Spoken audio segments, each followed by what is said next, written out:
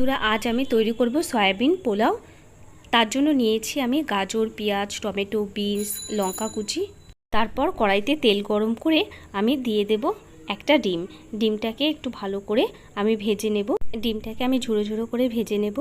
তারপর কড়াইতে তেল গরম করে আমি দিয়ে দেব গাজর, বিনস যেগুলো আমি কেটে রেখেছিলাম, পেঁয়াজ, বিনস, তারপর পেঁয়াজ কুচি, লঙ্কা কুচি দিয়ে আমি এটা মিডিয়াম ফ্লেমে 5 থেকে 7 মিনিট এটা রান্না করব ঢাকা দিয়ে। তাহলে এটা সেদ্ধও হয়ে যাবে, এটা থেকে একটা কাঁচা স্মেল আসে সেটাও কিন্তু চলে যাবে।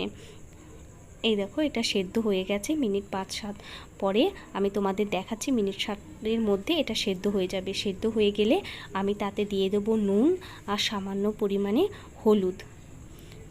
পরিমাণে হলুদ দিয়ে আমি এখানে ভাতটা দিয়ে দেব।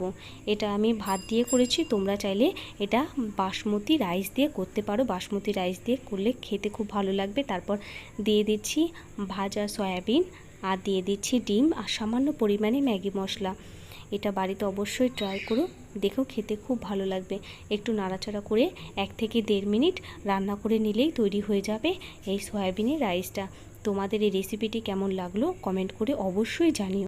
আজকের মতো টাটা।